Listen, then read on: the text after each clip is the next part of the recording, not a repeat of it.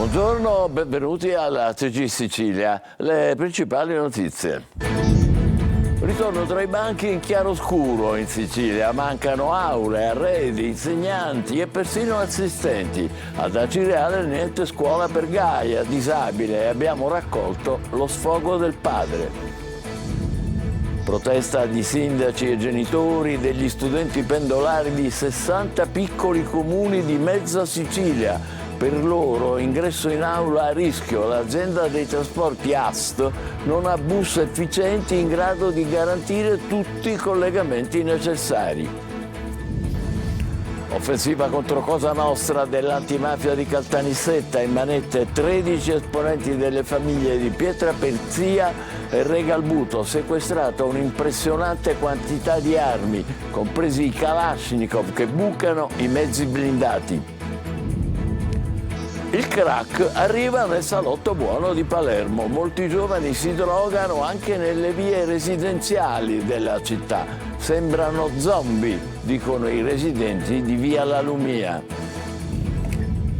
Priolo, dopo la pioggia oleosa, al TG Sicilia, Don Prisutto, il parroco di Brucoli che si batte in solitudine per la salute di chi vive accanto alle raffinerie. Il sacerdote costretto periodicamente a celebrare i funerali dei morti per tumore. Catania, la piaga della sosta selvaggia non risparmia neanche l'ingresso dell'ospedale Garibaldi a Nesima, situazione di pericolo per i pedoni obbligati a gincane tra i mezzi in transito. Musica, incontro con Mario Biondi sabato a Taormina, affiancato da grandissimi nomi del jazz internazionale e tanti amici della musica d'autore italiana. Calcio, Catania pronto a sfidare la rivelazione Picerno, assenti Ierardi e Di Tacchio. Toscano recupera D'Andrea e Jimenez. In gruppo anche Verna e Gega.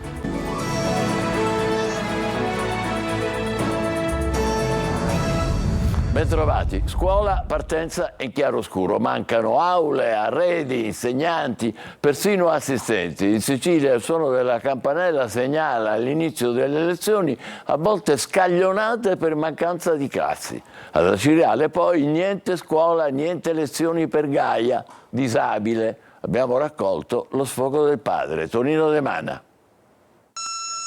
Il suono della campanella è sempre lo stesso, così come i problemi che si trascina la scuola tra classi pollaio e senza aria condizionata, a volte senza banchi, senza insegnanti e ancor peggio senza assistenti per alunni gravemente disabili. Eppure si comincia, tra mille propositi, altrettanti problemi e qualche contraddizione, perché se mancano aule, a volte per questo gli ingressi sono scaglionati, le stesse sono adibite a deposito per centinaia di sedie, con ruote fortemente volute dall'allora ministro dell'istruzione Azzolina per favorire il distanziamento per il Covid. Nasce un problema che a questo punto non sappiamo se devono essere smaltite e mi chiedo con quali mezzi vanno smaltite e come, perché si rappresenta a questo punto uno spreco. Anche nei riferimenti che troviamo stampillati sulla sedia non si trova nulla riguardando le certificazioni di sicurezza e il riferimento alle norme di conformità europeo. Il Marconi Mangano a Catania in un certo senso è un'isola felice, con aule e laboratori all'avanguardia, ma anche qui bisogna fronteggiare atavici problemi. Fatto è che cominciamo con un organico ancora non pienamente saturato. Gli organici non sono mai completi al 1° settembre o comunque al momento in cui inizia la scuola. Ci sono aule che con questo caldo la maggior parte non sono climatizzate. All'Istituto Comprensivo Paolo Vasta di Acireale, presso San Michele, raccogliamo invece lo sfogo di un papà con figlia disabile. Mia figlia non può frequentare la scuola perché gli mancano 2 figure essenziali, cioè l'assistente alla comunicazione e alla deambulazione, ma l'assistente anche all'igiene personale specialistico. Ci auguriamo che la scuola possa iniziare anche per la piccola Gaia. Contrasto alla dispersione scolastica e prevenzione e lotta contro ogni forma di bullismo e cyberbullismo a danno di bambine, bambini, adolescenti, giovani. Sono i temi principali affrontati nel messaggio alla scuola siciliana dal dirigente generale dell'ufficio scolastico regionale Giuseppe Pierro.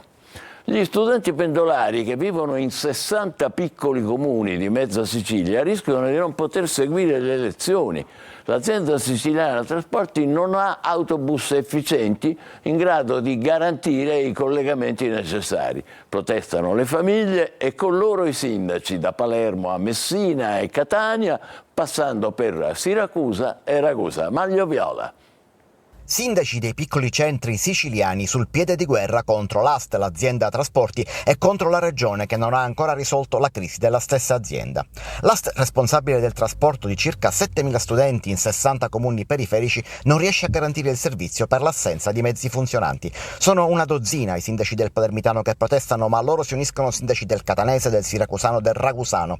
Senza le opportune corse gli studenti non potranno raggiungere gli istituti scolastici. Il problema non è nuovo, ma rispetto all'anno scorso si è addirittura aggravato. Inizia la scuola, non ci sono le corse, non viene garantito il viaggio agli studenti e anche ai lavoratori e quindi non viene garantito il diritto allo studio. L'anno passato abbiamo affrontato questo problema e grazie alla prefettura in parte l'abbiamo risolto. Quest'anno, all'apertura delle scuole, si ripresenta. Il disservizio si è già fatto sentire in tutta la regione. 37 corse annullate a Palermo, 18 a Catania, 5 a Messina, con oltre un terzo dei mezzi fuori servizio. Domani ci sarà una riunione, speriamo di poter ottenere un risultato concreto. Una speranza condivisa anche da altri sindaci. La situazione infatti ha scatenato una protesta collettiva da parte di tutti i comuni interessati, tra cui in prima linea con San Giuseppe Jato anche Altofonte, Bolognetta, Castronovo di Sicilia, Lercara, Friddi. Ma sono decine i primi cittadini che, se domani non arriverà una soluzione, sono pronti a unirsi alla protesta. TG Sicilia ci sarà domani a questa riunione. Non è tutto. Il caro scuola schiaccia le famiglie e l'antitrust vuole vederci chiaro. Ha avviato un'indagine conoscitiva sull'editoria scolastica per verificare i prezzi, la distribuzione e le frequenti nuove edizioni di testi che non consentono l'utilizzo di altri libri usati, gli stessi. Gli alunni alle prese con l'acquisto di nuovi libri di testo sono 7 milioni. Ogni anno si arriva facilmente a un giro d'affari di 1 miliardo di euro, se non oltre. Cambiamo argomento. A Pietraperzia e Regalbuto scoperti 2 micidiali arsenali utilizzati dai clan mafiosi della zona. 13 arresti. Luca Ciliberti. Arsenali chiedo. Tutti i tiranni e PC ci sono. È dagli anni 90 che non mi capitava di vedere un tale sequestro di armi. Le parole del procuratore di Caltanissetta Salvatore De Luca sono emblematiche e sconfessano la tesi di una mafia liquida e interessata solo agli affari. La maxi operazione Lua Mater della polizia di Caltanissetta Enna, a seguito delle indagini della DDA di Caltanissetta, ha infatti consentito di scoprire 2 arsenali nelle disponibilità delle famiglie mafiose di Pietraperzia e Regalbuto. 13 in totale gli arrestati, sequestrati complessivamente 8 fucili, 3 mitragliatori, 9 pistole, nonché il relativo munizionamento, arsenali che sarebbero stati pronti all'uso e nella diretta disponibilità delle cosche. Un primo arsenale è stato scoperto grazie alle intercettazioni che hanno consentito di individuare in una casa rurale di Pietraperzia una parte considerevole delle armi dei clan di Pietraperzia e Barrafranca, armi che erano nascoste in sacchi di plastica sotterrati in un terreno in uso a un pregiudicato che le custodiva con il figlio. I sacchi recuperati dalle forze dell'ordine contenevano 6 pistole, 5 fucili, un Kalashnikov e un mitragliatore da guerra, nonché più di 1000 proiettili. Un'ulteriore indagine ha permesso di sventare la riorganizzazione dell'articolazione regalbutese della famiglia di Enna ad opera di un pregiudicato mafioso già condannato.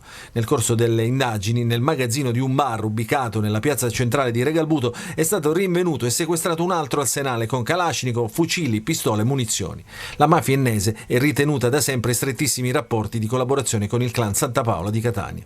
Sono emersi anche alcune vicende che certificano come i clan avessero totale controllo del territorio attraverso la violenza e le estorsioni. Inoltre sono emersi anche contatti e incontri finalizzati a organizzare un traffico di stupefacenti con esponenti dell''ndrangheta.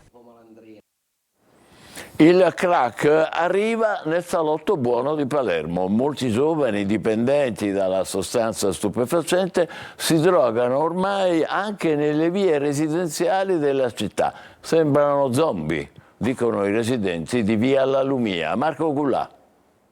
Non più Ballaro e Vucciria, ma l'emergenza crack a Palermo inghiotte anche altre zone. Salotto della città, via La Lumia, una delle tappe della movida palermitana. Il crack è arrivato anche qui. Giovani che si nascondono in mezzo alle auto parcheggiate e fanno uso di stupefacenti, indisturbati e senza freni. Il crack li avvolge e poi ricorrono a furti e rapine anche nella zona del centro per comprare altre dosi. Il crack è un problema che copre tutto il territorio, tutta la città. Prima faceva parte solo una piccola parte della città, adesso tutta la città, compresa via La Lumia.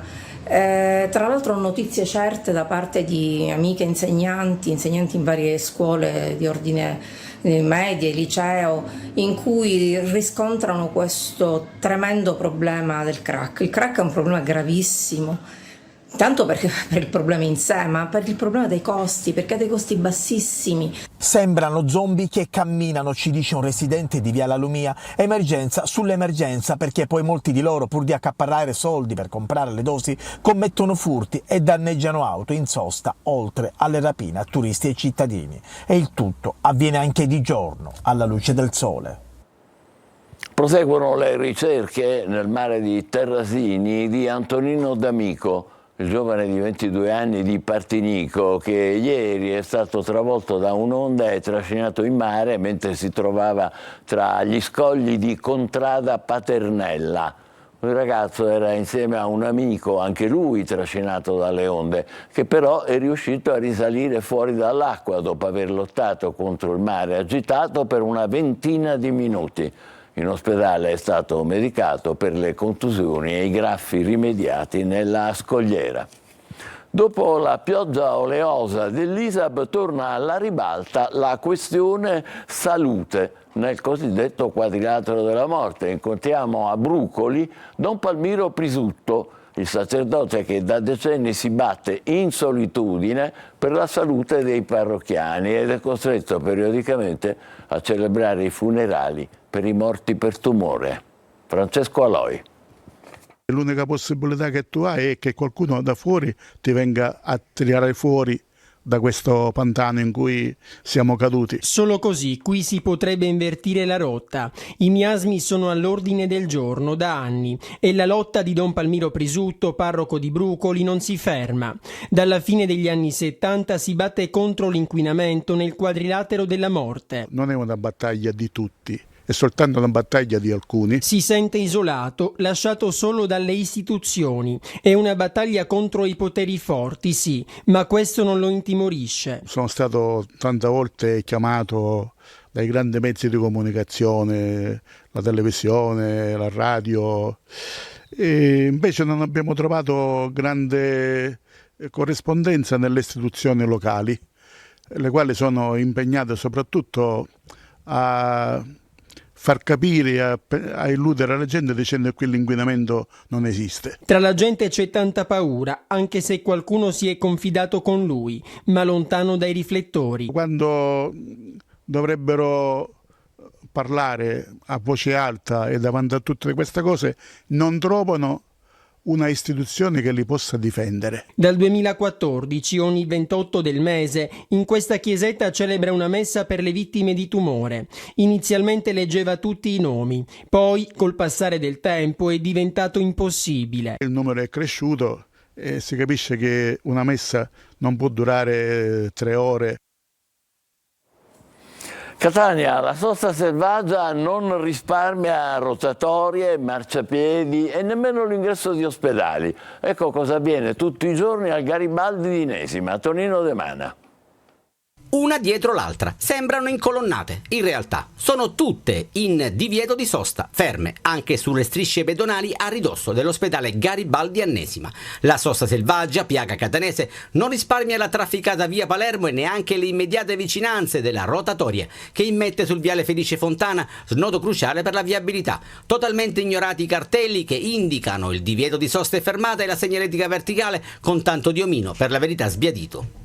Lo sa che è parcheggiata sulle strisce pedonali? Infatti non posso entrare, ho il coso qua del disabile e non posso entrare perché non c'è posto. Però noi che siamo invalidi non troviamo posto. Sono una tra quelle che ho parcheggiato qua. Ma il motivo qual è? Perché non c'era parcheggio là, poi sono incinta, c'era tutto pieno. Difficile districarsi tra i mezzi che invadono parte della strada, costringendo i pedoni ad autentiche gimkhane, con il serio rischio di essere investiti dalle auto in transito. È pericoloso, non si può passare di qua completamente. Anche pericoloso pure, perché qua non si ferma nessuno, è raro che si ferma qualcuno. A completare l'opera l'immancabile degrado con la vegetazione spontanea che ricopre ogni cosa. A Messina, blitz degli ispettori dell'azienda sanitaria al mercato Vascone, che è uno dei più frequentati della città, e sono emerse irregolarità che potrebbero portare alla chiusura della struttura. Francesco Triolo. Non è impossibile, è uno schifo completamente. Come ha visto già, proprio batteri e virus ci saranno a centinaia, a migliaia. Uno dei mercati più frequentati di Messina rischia la chiusura per problemi igienico-sanitari. Si tratta del mercato Vascone, struttura che ospita un centinaio di operatori commerciali, dove nei giorni scorsi gli ispettori del servizio igiene dell'ASP hanno effettuato un blitz per verificarne le condizioni. Diverse le criticità e le carenze, anche serie, riscontrate e segnalate all'amministrazione comunale, con una nota dettagliata inviata al sindaco, che rischia anche una sanzione. Il sopralluogo degli ispettori ha riscontrato criticità che vanno dai servizi igienici in pessime condizioni, aperto solo quello per i disabili, gli altri chiusi, al conferimento dei rifiuti. Il comune ha adesso 30 giorni per rispondere alle osservazioni dell'ASP o a ripristinare le condizioni igieniche del mercato, altrimenti l'azienda sanitaria potrebbe decidere la chiusura del mercato ai sensi dell'articolo 138. No, una chiusura non si rischia perché l'amministrazione è presente, abbiamo sempre dialogato con tutti gli operatori, abbiamo chiesto sempre anche a loro un po' più di ordine, un po' più di disciplina, un po' più di decoro. I problemi quindi non sono solo i bagni. Che tempistica ci sarà? Rispetterà anche i 30 giorni prima della risposta all'ASP? Ritengo di sì, perché ripeto, non sono lavori stratosferici, non è il lavoro del mercato, è il ripristino dei bagni e ovviamente poi il decoro e il ripristino igienico-sanitario con qualche derattizzazione, una disinfestazione, niente di che. L'ASP infatti ha anche scoperto come non sarebbe stato presentato alcun piano di derattizzazione o deblattizzazione. Sul fronte rifiuti invece sarebbe stato verificato come ad esempio gli scarti vengano conferiti nei rifiuti solidi urbani e non differenziati con la parte umida del rifiuto, una promiscuità che non è consentita dalla legge. Per questo il comune convocherà a breve tutti gli operatori. Musica, Mario Biondi torna sabato a Taormina con una serata speciale affiancato da grandissimi nomi del jazz internazionale come il cantante statunitense Gregory Porter e tanti amici della musica d'autore italiana. Eva Spampinato. Torno nel luogo dal quale sono nato, torno a Taormina, torno in un contesto meraviglioso come il teatro antico.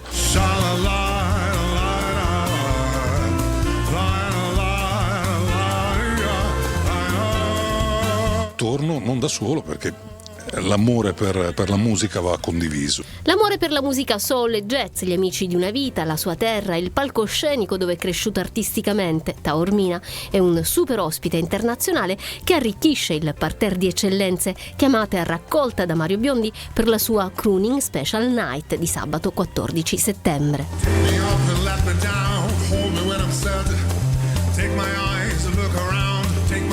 Listen to the stars. This is what you are. Ho il piacere di avere tantissimi ospiti amici e Gregory Porter sarà un po' la colonna portante di questa cosa, perché un po' perché siamo tanto esterofili noi italiani e quello che arriva dall'estero sembra sempre più bello, un po' perché lui è veramente bello e bravo. Love is a temple.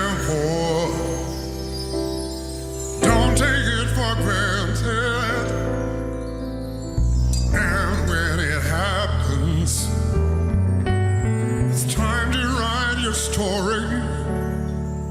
Mario Venuti, un nostro catanese rappresentativo e fondamentale, devo dire, nella mia crescita artistica, perché è stato uno che mi ha ispirato con la sua fortuna nei primi anni 90. Mario e i suoi ospiti saranno accompagnati sul palco del Teatro Antico di Taormina da un'orchestra di oltre 30 elementi riunita per questa speciale occasione.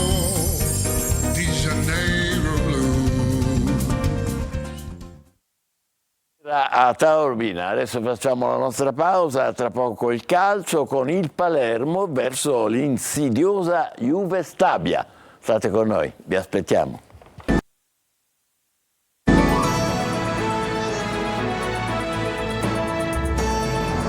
Rieccoci insieme con il calcio. Palermo che si prepara alla sfida di sabato a Castellammare contro la Juve Stabia. Diversi assenti, ma Segre invece è recuperato. Marco Gullà.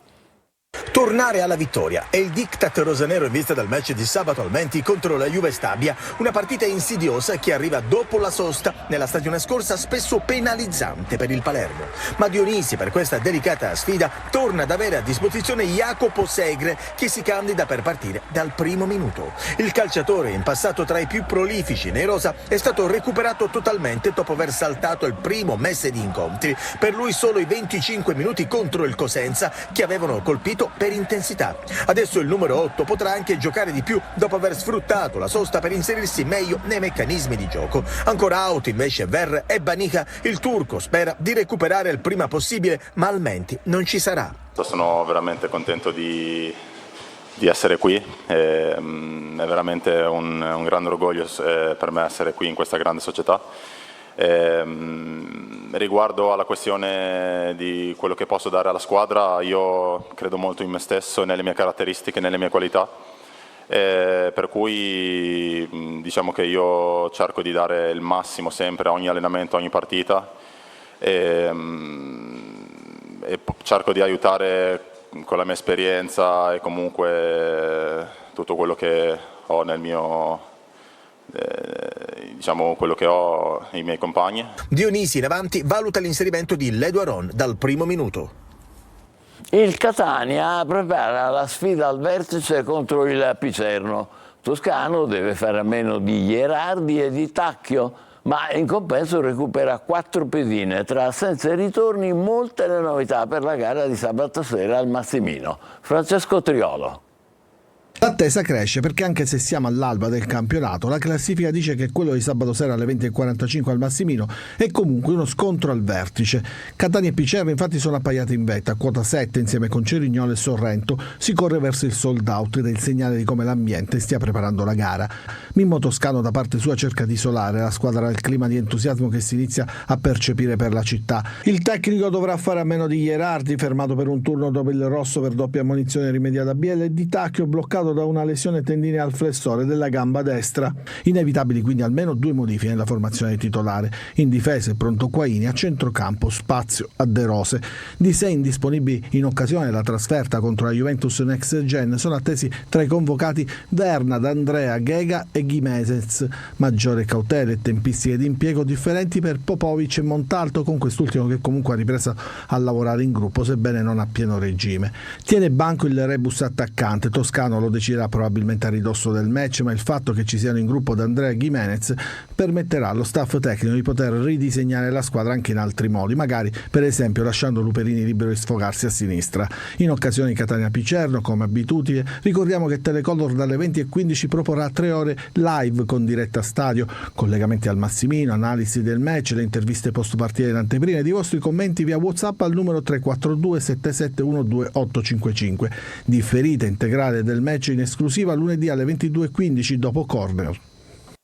Trapani, ultimo allenamento stamane prima della partenza per Taranto. Massimiliano Mazzara, nuovo allenatore della primavera. Morale alto nel Messina dopo la convincente vittoria sul Taranto. Franco Cammarasana.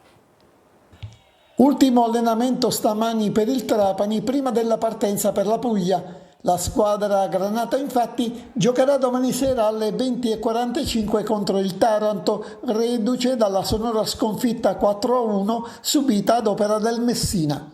Si giocherà allo stadio Iacovone, ma in un clima surreale, a porte chiuse, senza quindi la presenza del pubblico. Il Taranto, infatti, deve scontare la seconda giornata di squalifica del proprio terreno di gioco a seguito dei tafferugli provocati dai propri tifosi prima di Vicenza-Taranto del 18 maggio scorso. Per la gara di domani sera, che sarà diretta dal triestino Djurdjevic, l'allenatore Aronica non potrà disporre di Capitan Sabatino, squalificato per 2 turni dal giudice sportivo. Massimiliano Mazzara, intanto, già alla guida del Trapani dal 1999 al 2004, è stato chiamato alla guida della Primavera, panchina rimasta vuota dopo la promozione di Aronica a tecnico della prima squadra. Nel Messina, intanto, clima più sereno dopo la prima vittoria stagionale, frutto di una prestazione convincente, anche se contro un Taranto alle prese ancora con problemi societari e non solo. Merito anche di Giacomo Modica, che in vista della partita di sabato a Crotone sta lavorando alla crescita della squadra, isolandola e non facendola condizionare dalle tante voci spesso discordanti sulle vicende societarie. Oggi intanto conferenza stampa di Salvatore Aronica prima della partenza per la trasferta di Taranto. Bene, noi ci fermiamo qui, l'appuntamento come al solito è per le 20, grazie per averci seguito, buon pomeriggio.